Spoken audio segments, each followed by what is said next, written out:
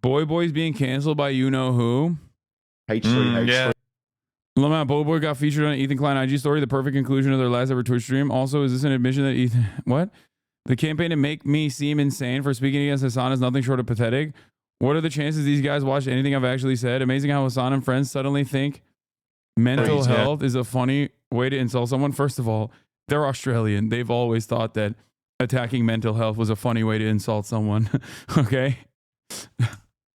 This clip is hilarious, by the way. What is this clip? Is this the one where they show their fucking balls or something on their last huzzah? Oh, Ethan. H3's fucking crusade to get Hasan, his previous co-host. Yeah. I don't know, executed? Like, yeah, I don't know. I mean, look, I've avoided talking about Ethan this whole time because I just feel like he's, I don't know, it's like watching a fucking unwell person. It's so weird. Like, it's just like, wait, why is he posting this?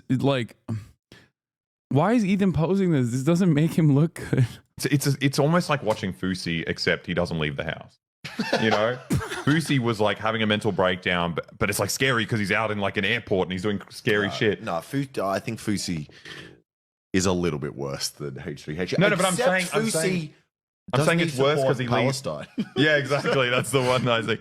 But it's like Fusi leaves the house, and that's why it's terrifying. Yeah. Ethan sits at home just like slowly unraveling. It's again, both those things not palatable. I don't like to watch it. Well, I don't know why he posted this clip. It's just like I don't know why he posted his own L voluntarily. Hasan and Friends needs to be the name of your next podcast. Yeah, I think a lot of people are seeing the situation in the exact same way that that Boy Boy and Boy Boy was presenting it as. Why does Hasan refuse to address my points? Meanwhile, anytime you read his points, you address them one by one. Yeah. He only listens to criticism from internet space people, not from peasant fans. Yeah. Anyway, I think these guys are anti-Semitic as well. I think everyone is anti-Semitic, including the Pope. Okay? I don't know how to fucking click away from this dumb shit. Oh yeah, here. The Pope would have been better off keeping quiet. The Pope is calling for allegations of genocide in the Gaza war to be investigated. That's not his job. And he also shows his hand once again. His mercy is primarily directed at Hamas. The Pope is Hamas! Yeah. Hasan and Friends, more like Hamas and Friends. It's from... I'm an anti-Semitic terrorism supporter. Like your tweet code, King. I like it too. Thank you. Yeah. This is one of the clips Fox News used to claim I am anti-Semitic. Wait, oops, I fucked it up. Oh, this is one of the clips that Fox News used to claim I'm an anti-Semitic terrorism supporter. Listen to it yourself and make up your own mind. It's from October 8th, 2023. That deranged person literally pulls the shit from a subreddit to be mad about. Subreddit couldn't be being brigaded by the tiny D community. Yeah, I don't care. None of this stuff has real motion. Talk to me when it escalates, okay? This is not the first time. This is not the first time, nor will it be the last time that people cynically fucking frame things that I'm saying in a way to be like, you're an extremist. You're an extremist. You're a... Assistant. Yeah, here's what Bernie Sanders had to say on the Senate floor. Act and the Arms Export Control Act are very clear. The United States cannot provide weapons to countries that violate internationally recognized human rights or block U.S. humanitarian aid.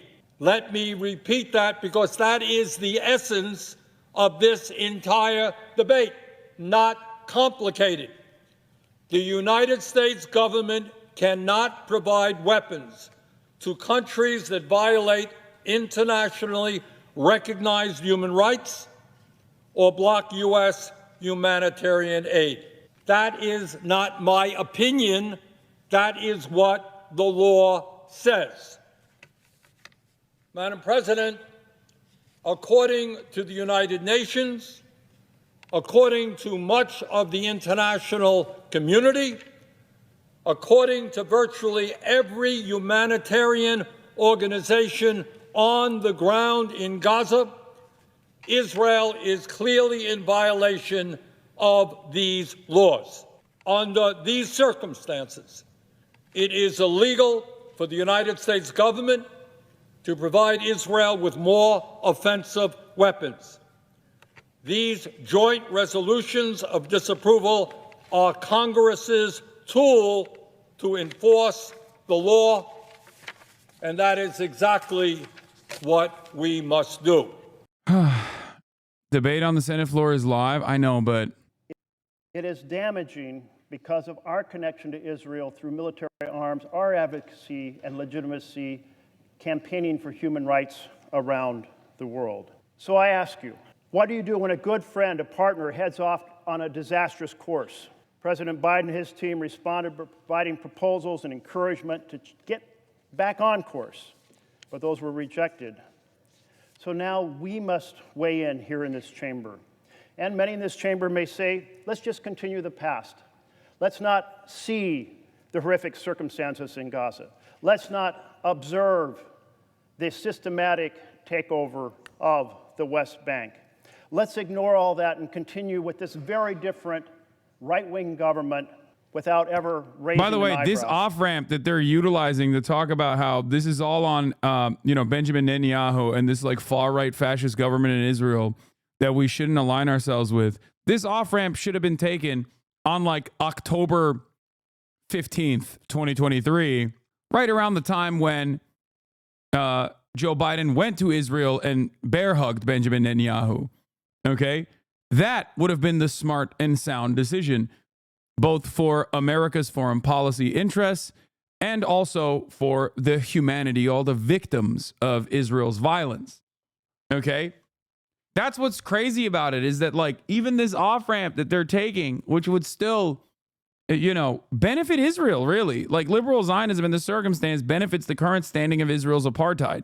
And I said this for months, but it blows my mind that it took them this long to even fucking start saying it like this. And security realized, and my vote today supports that vision. Thank you. President. Senator from Nevada.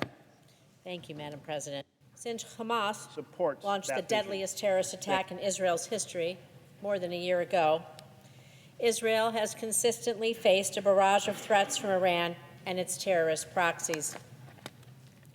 Earlier this year, J Street also came out in support of it, and J Street is a liberal Zionist institution, so this was actually kind of new for them as well. If you recall, in the early months of October, J Street was literally pressuring Congress members to not say a single fucking thing about Israel that is a negative. Okay? It's pretty crazy. Iran and its terrorist proxies to continue. It's crazy how much things have changed, is what I mean. Their vicious and deadly attacks. In doing so, they could prolong this war even further at a time when we are close to securing a deal in Lebanon. I know some on my side of the aisle are going to support these resolutions because they disagree with the current Israeli government. But your decision whether or not to help Israel defend itself and cannot be a political one. Government leaders and politicians, well, they come and go.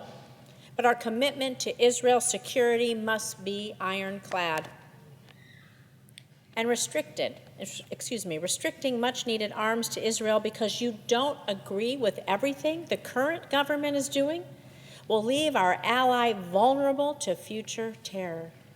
I'll repeat, governments and leaders come and go. Will our support for our ally remain? Jackie Rosen, $1.3 million Israel from has an AIPAC, by the absolute right way. to defend itself, and the aid provided by America is critical.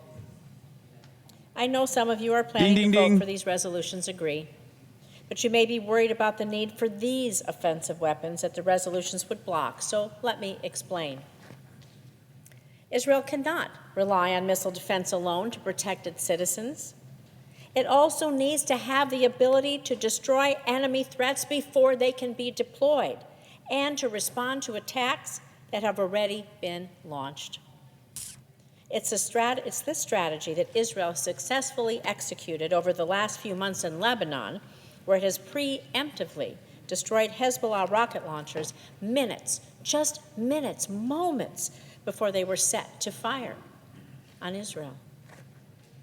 And by providing Israel with these weapons, which are more precise and more accurate, we can in actually baby help murder. it She's like, we got to keep giving Israel these weapons so they can do better baby murder, guys. Come on, please. So many of you here are torn.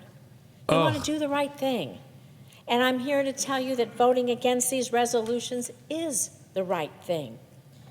Banning the sale of arms will hurt Israel. It'll send the wrong message to Iran and its terrorist proxies that America is abandoning its ally and that terrorists can now act with impunity.